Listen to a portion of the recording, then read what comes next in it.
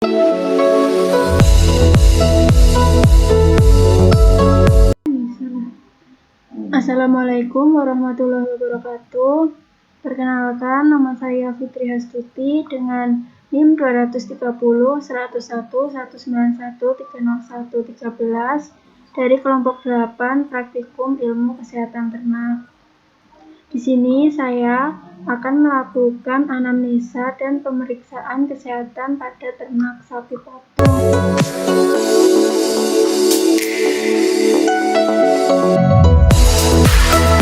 Anamnesa adalah wawancara dengan perawat ternak untuk mendapatkan riwayat kejadian penyakit dan penanganan yang telah dilakukan. Dari hasil anamnesa dari salah satu paramedis di CV Puspeta Farm, yaitu dengan Kak Dika Bagas yang beralamatkan di Pletung, Jatirejo, Pemalang, didapatkan hasil anamnesa sebagai berikut. Beliau merupakan lulusan dari Diploma 3 Kesehatan Hewan Universitas Gadjah Mada dan kemudian melanjutkan ke S1 di Peternakan UGM. Lalu untuk peternak sendiri mulai tahun 1980 namun pernah vakum dikarenakan krisis moneter dan kemudian merintis lagi pada tahun 2017. Dan Kak Dika Bagas ini merupakan paramedis yang mulai bekerja di Puspeta Farm mulai tahun 2019. Ilmu yang didapat dari Kak Dika ini berasal dari buku, pendidikan, pengalaman, serta sharing dengan kelompok ternak yang lain. Jumlah ternak yang ada pada Puspeta Farm yaitu khususnya untuk persiapan kurban. Ada 10 sapi simental, 15 sapi peranakan ongol, sehingga jumlah ternak sapi pada peternakan ini adalah 25 ekor, beserta kambing dan domba yang juga berjumlah 25 ekor. Lalu dari hasil anamnesa juga saya dapat mengetahui bagaimana cara mengetahui kalau ternak itu sakit. Yang pertama yaitu pada saat pemeliharaan pasti selalu ada pengamatan secara rutin. Yang pertama yaitu dengan cara inspeksi, misal setelah diamati, oh ternyata sapinya ini baik-baik saja, atau misal hari ini agak tampak lesu. Lalu yang kedua yaitu keluarnya leleran di hidung. Ada juga matanya sayu atau juga dapat dilihat di bagian moncong atau konjungtivalnya tidak ada cairan atau kering. Hal ini berarti menandakan kalau ternak tersebut terdapat masalah atau ada gejala penyakit. Lalu juga bisa ditinjau dari telinganya yang biasanya ternak sehat itu aktif bergerak dan juga ekornya pun aktif bergerak. Namun jika ternak tersebut sakit, maka akan tampak lesu. Lalu setelah inspeksi ada yang kedua yaitu palpasi. Palpasi yaitu perabaan pada mata, mulut, dan gusi. Dilihat apakah ada kelainan atau tidak. Lalu yang ketiga juga tandanya itu kalau ternak sakit ada yang pucat. Kemudian kata Kak Dika sendiri dilakukan sesuai SOP. Jika kekurangan oksigen, konjungtiva pun dapat terlihat berwarna kebiruan. Namun dan juga jika diindikasikan sapi tersebut terkena sakit hati atau liver, maka konjungtivanya berwarna kekuningan. Lalu setelah diketahui gejala-gejala tersebut, biasanya Kak Dika melakukan sesuai SOP yang sudah dipelajari di waktu perkuliahan sehingga dapat dilakukan pencegahan penyakit. Selanjutnya untuk penyakit yang sering menyerang ternak pada Puspeta Farm ini yang pertama yaitu ada BEF. BEF ini merupakan sakit di saluran pernapasan. Lalu yang kedua yaitu ada flu atau demam 3 hari. Sebenarnya penyakit ini kalau tidak diobati tidak apa-apa atau dalam artian bisa sembuh sendiri, tetapi kita lebih baik melakukan pencegahan. Selanjutnya cara untuk mengatasi apabila ada penyakit. Menurut hasil anamnesa, kata Kak Dika sendiri lebih baik ke usaha preventif atau pencegahan sebelum dilakukannya pengobatan karena biayanya yang sangat tinggi jika harus mengobati sapi yang sakit. Untuk pencegahan sendiri, yang pertama itu dilakukan sanitasi kandang dan juga sanitasi ternak. Yang kedua yaitu dari pakannya, harus diperhatikan tidak sembarangan pemberiannya. Untuk mencegah bloat atau diare, maka hijauan yang diberikan itu dilayukan. Lalu yang selanjutnya yaitu pencegahan dari tempat minum. Di Puspeta Farm ini sudah menggunakan water ad libitum karena supaya asam di dalam air tersebut tidak banyak.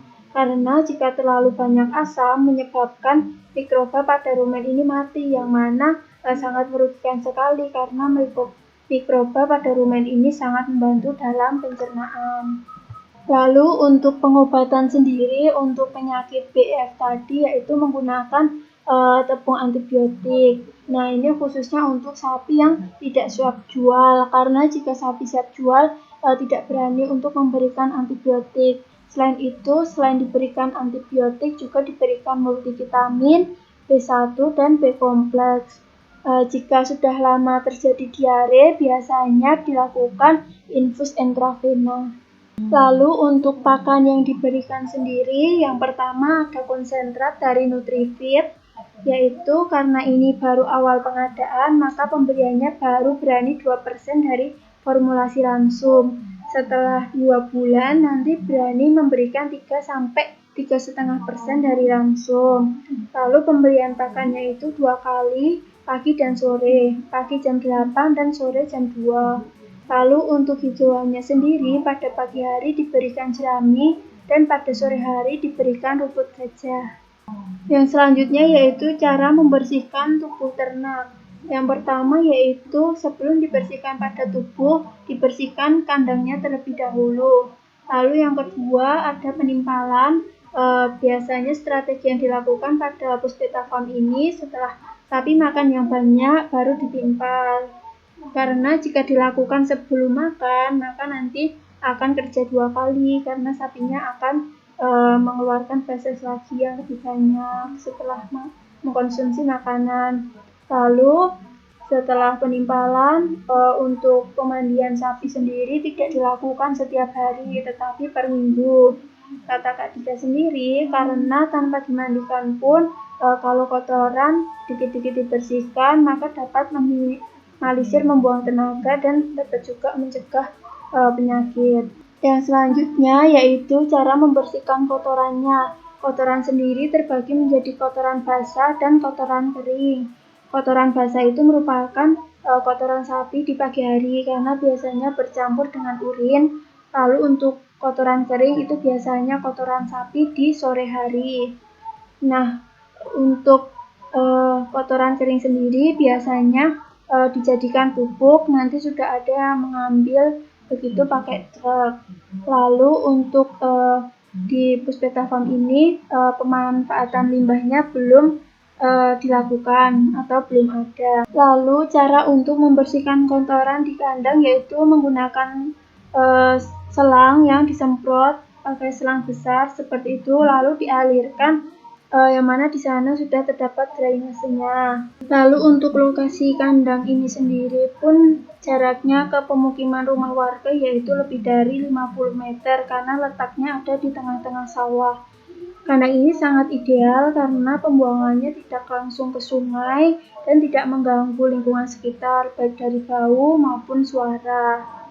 Lalu untuk peternakan lain di sekitar pun tidak ada, yang ada paling cuma kandang-kandang kecil milik peternakan rakyat. Jadi kemungkinan prevalensi dari ternak lain itu sangat kecil.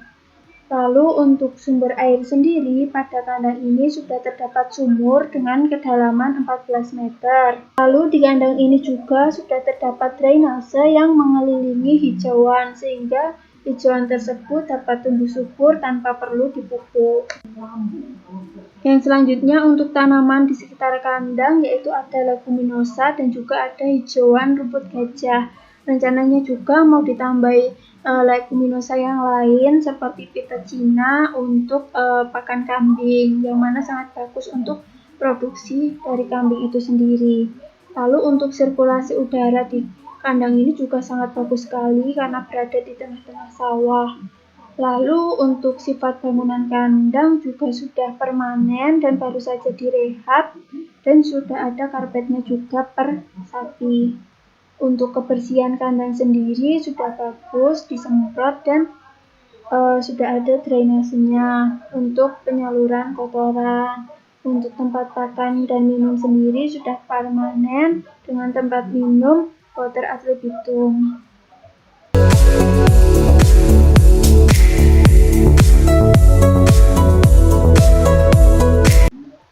Yang selanjutnya yaitu melakukan pemeriksaan kesehatan pada ternak.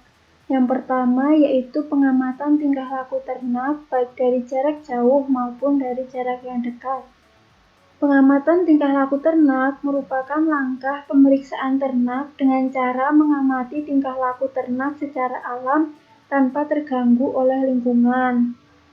Untuk pengamatan jarak jauh sendiri yang dilakukan yaitu mengecek aktivitas gerakan dari sapi, apakah lincah atau tidak, atau terlihat lesu atau tidak. Yang kedua yaitu dari sikap berdiri atau berjalan. Yang ketiga yaitu aktivitas dari anggota gerak, kepala, ekor, telinga, gumba, pantat, dan tepung. Ada 3 bagian dari tubuh sapi yang selalu aktif bergerak. Yang pertama yaitu ekor, yang kedua yaitu telinga, dan yang ketiga yaitu saluran pernapasan. Yang keempat yang bisa dicek dari jarak jauh yaitu posisi ternak dalam kelompok.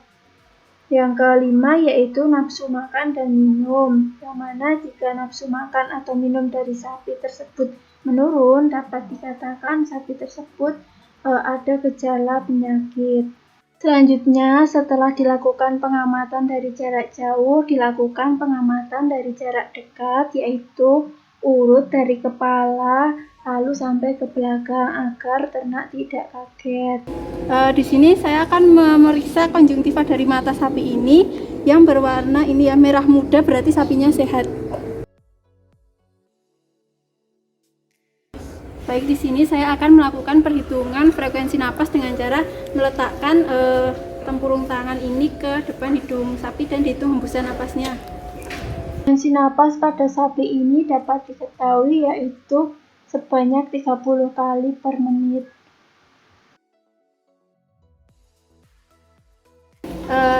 Di sini saya akan melakukan pemeriksaan di lubang hidungnya untuk mengetahui gejala apakah sapi ini flu atau tidak. Nah, kalau sapi itu terkena flu, di lubang hidung ini akan terdapat lendir atau leleran. Nah, di kondisi sapi ini tidak terdapat, berarti sapi ini sehat atau tidak terkena flu.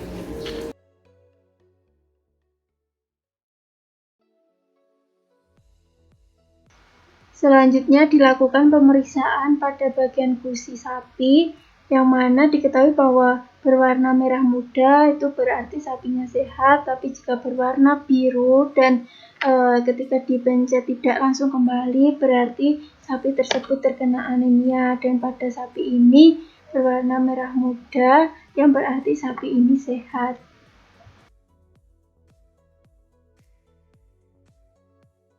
Baik, di sini kita akan melakukan pengamatan untuk mengetahui ruminasi di sapi di sebelah kirinya.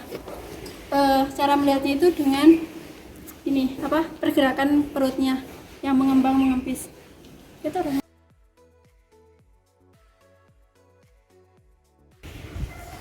Di sini saya akan mengecek apakah sapi ini kembung atau tidak dengan cara menonjok seperti ini.